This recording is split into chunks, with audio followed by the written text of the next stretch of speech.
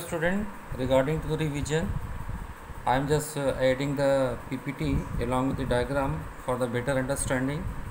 So the next documentary part is the restriction, fragment length polymorphism, that is shortly called as RFLP.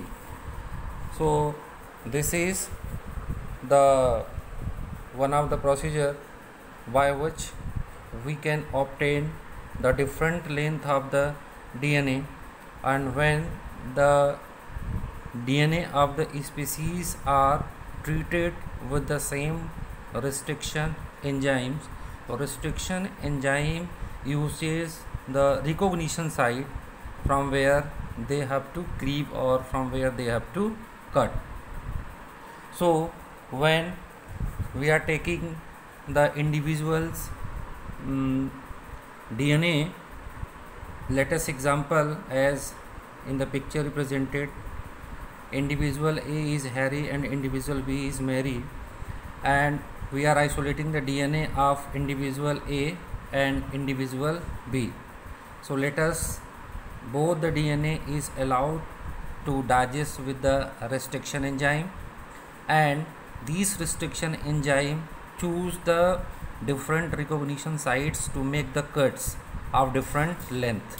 So when we find the different length of the DNA strand from the organisms, this is known as restriction fragment length polymorphism.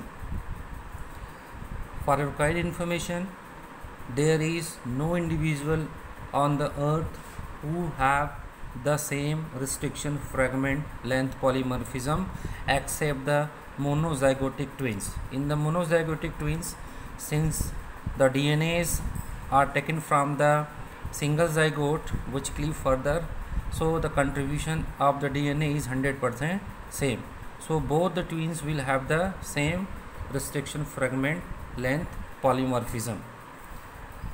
This technique is used in the DNA fingerprinting along with linkage map to find out the distance between the genes or the DNA, and it is more precisely used to solve the dispute of parental as well as in the forensic science.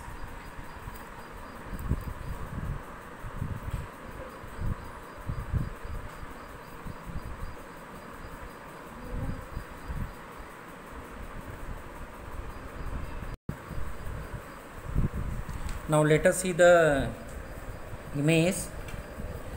When both the DNAs taken out from the two different individual or the species, it is allowed to separate their DNA bands on gel electrophoresis.